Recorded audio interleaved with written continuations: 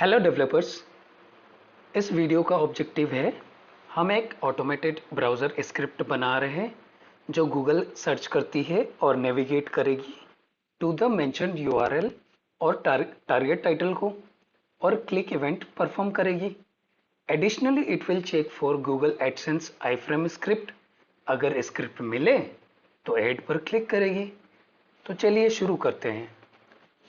तो पहले हमारे पास है लाइब्रेरीज और मॉड्यूल जिन्हें हम स्क्रिप्ट में यूज कर रहे हैं।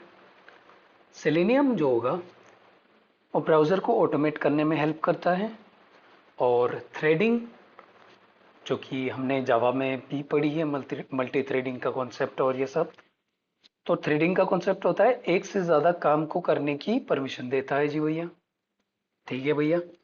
फिर आगे है हमारे पास path to your Chrome driver executable. तो इस केस में मेरा ये रहा पाथ, आपके केस में कुछ और होगा। तो यहाँ हम क्रोम ड्राइवर का पाथ सेट कर रहे हैं जो कि क्रोम को ऑटोमेट करने के लिए ज़रूरी है। प्री रिक्विजिट, पहले मेक श्योर करें कि सेलेनियम और क्रोम ड्राइवर आपके सिस्टम में इंस्टॉल्ड है। मैं आपको कमांड्स डिस्क्रिप्शन में दे दूंगा जी। फिर आगे आते हैं हम क्रोम ऑप्शंस पर। हम क्रोम के लिए ऑप्शन सेट कर रहे हैं।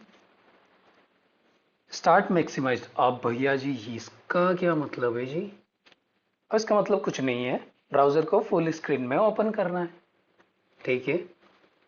फिर हमारे पास एक फंक्शन है गूगल सर्च नेविगेट फंक्शन। ये फंक्शन है गूगल सर्च करने और दिए गए यूआरएल तक पहुंचने के लिए है, और इसमें हम सर्च क्वेरी, सर्च टाइटल और टारगेट यूआरएल पास कर रहे हैं। ठीक है जी। फिर आगे हमारे पास है सर्विस। यहाँ हम क्रोम ड्राइवर को सर्विस के रूप में सेट कर रहे हैं। ये रहा सर्विस, और उसे ऑप्शंस के साथ स्टार्ट कर रहे हैं। हमारे पास ये रहे ऑप्शंस जी। ठीक है। अब यहाँ हमने गूगल का होम पेज ओपन किया। फिर ये क्या करेगा जी? यह गूगल सर्च बॉक्स को ढूंढता है, उसे सर्च करता है और उसमें सर्च क्वेरी सबमिट करता है और हिट करेगा एंटर। डन है जी। फिर आगे बढ़ते हैं। Time sleep 3। अब इसका क्या मतलब है? जो सर्च रिजल्ट है उनको लोड होने में ये 3 सेकेंड, एक बार हमने हिट कर दिया एंटर, सर्च क्वेरी उसमें सर्च बॉक्स में एंटर करके, फिर वो 3 सेकेंड तक वो सारे रिजल्ट को लोड करेगा और हम तब तक उसके वेट कर रहे हैं। और मैक्स पेजेस 5।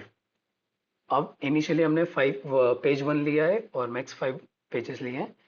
अगर आपको लगे कि हमारी क्वेरी जो है, जो क्वेरी है, टारगेट क्वेरी है, अगर वो 5 पेजेस के विद इन आ सकती है तो यहाँ पर 5 कर दो। नहीं है तो 50 करो, 100 करो, कोई फर्क नहीं पड़ता जी। ये मैक्सिमम नंबर ऑफ पेजेस है, अगर वो ढूंढ लेगा तो वहीं से आगे बढ़ जाएगा। फिर हमारे पास है व्हाइल लूप। अब इसका क्या मतलब है जी? यह कोड सर्च रिजल्ट को ब्राउज करता है और दिए गए टारगेट टाइटल यूआरएल के मैच होने पर क्लिक करता है। अगर पेज नहीं मिलता है तो यह अगले पेज पर जाता है, जैसे कि हमने मैक्स पेजेस 5 सेट कर रखे हैं। अगर टारगेट यूआरएल मिलता है तो फंक्शन क्या करेगा? यहाँ नीचे अपने पास है परफॉर्म ऑटोमेशन टास्क, इसको कॉल कर देगा। और अगर ये मिल जाता है तो ये फाइनली क्या करेगा? ब्राउजर को क्लोज कर देगा। ये हो गया जी भैया। अब परफॉर्म ऑटोमेशन टास्क। अब हम आई फ्रेम, हमने डिस्कस किया अर्लियर कि हम टारगेट करना चाह रहे हैं एडसेंस की आई फ्रेम्स को, उसकी लिंक को क्लिक करने के लिए। तो यहाँ पर हम वही कर रहे हैं जी। ये कोड पेज पर मौजूद आई फ्रेम्स को सर्च करेगा और उनके अंदर गूगल एड्स लिंक ढूंढता है। मेनली ये लिंक एंकर टेक्स होते हैं एडसेंस के केस में। अगर एड मिलता है तो उसे न्यू टैब में ओपन कर देगा। ठीक है जी। ये भी हो गया जी। Smooth scroll. अब इसका क्या जी मतलब? ये स्निपेट पेज को धीरे धीरे नीचे स्क्रॉल करता है। इसका पूरा ही फंक्शनैलिटी मैं बता देता हूँ। ये रहा नीचे, ताकि पेज के सारे कंटेंट को लोड होने का टाइम मिल सके। तो ये पूरा उसको कंटेंट को लोड करेगा। ठीक है, अब हमारे पास है एरे सर्च टास्क। जो भी टास्क हमें परफॉर्म करना है, जो भी ऑटोमेट करना है, वो हमें ले लेंगे। तो ये सर्च सर्टिफाइड द्वारा हमने फर्स्ट क्वेरी लिया। ये रहा हमारे पास वेबसाइट का टाइटल, ये रहा हमारे पास टाइटल, और ये रही हमारे पास वेबसाइट की यूआरएल। ठीक है जी।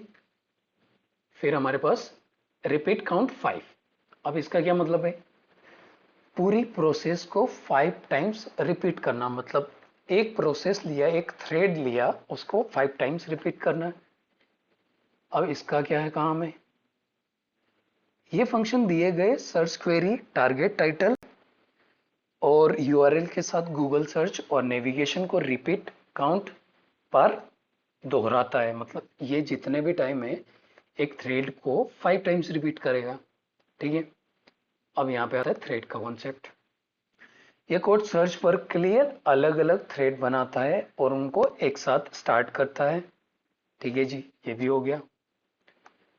अब इसका काम है, यह स्निपेट मेक श्योर करता है कि सभी थ्रेड का काम पूरा होने तक मेन प्रोग्राम को वेट करें। ठीक है, अब इसका एग्जीक्यूशन देख लेते हैं। main.py के नाम से हमने इसको सेव कर रखा है, इस कोड को। टर्मिनल ओपन किया, फिर हमने वर्चुअल एनवायरनमेंट एक्टिवेट किया। ये रही हमारे पास कमांड।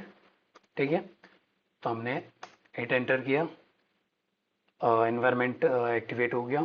फिर हमारे पास डायरेक्टरी चेंज करेंगे। मैंने सेलेनियम प्रोजेक्ट नाम से एक डायरेक्टरी बना रखी है, उसमें main.py मैंने फाइल रख रखी है, तो डायरेक्टरी चेंज हो गई। अब मैं उसको रन करना चाहता हूँ main.py को, तो पाइथन main.py से हमने रन करवा दिया। अब ये ऑटोमेट होना स्टार्ट हो गया। इसने गूगल के होम पेज को ओपन किया और ये सर्च क्वेरी जो संजय पाटीदार था उसने सर्च किया और ये सर्च रिजल्ट डिस्प्ले कर दिया। अब उसने ओपन कर दिया जी, टाइटल मैच हो गया और यूआरएल मैच हो गया। अब ये हमारी वेबसाइट ओपन हो गई और ये एडसेंस के एड रेंडर होना भी स्टार्ट हो गया। अब वो चेक करेगा, आई फ्रेम को टारगेट करेगा, एंकर टैग को देखिएगा जो एडसेंस का होता है, जो हमने टारगेट करना है, इवेंचुअली उसको परफॉर्म करना है हमें, ताकि न्यू टैब में उसे एडसेंस के एड को क्लिक कर सके। उसे नहीं मिला तो भैया जी वो रिलोड कर रहा है वेबसाइट को। अब वो फिर चेक करेगा डॉम को कि भैया हमारे पास जो डॉम लोड हुआ है उसमें आया कि नहीं आया ऐड। जी उसे मिल गया जी, तो ये वेबसाइट को जो ऐड होगा उसको न्यू टैब में ओपन कर देगा। फिर वो वापस क्लोज कर देगा क्योंकि एक थ्रेड उसे परफॉर्म हो गया। फिर वो वापस परफॉर्म करना चालू हो जाएगा, रिपीट करने लग जाएगा टास्क को, सारी प्रोसेस वापस रिपीट होगी। तो ये इसका काम है। तो ये आज हमने सीखा। तो इसको अब हम क्लोज कर देते हैं। तो कंट्रोल सी से मैं उसका एग्जीक्यूशन इंटरप्ट कर देता हूँ। Thank you guys.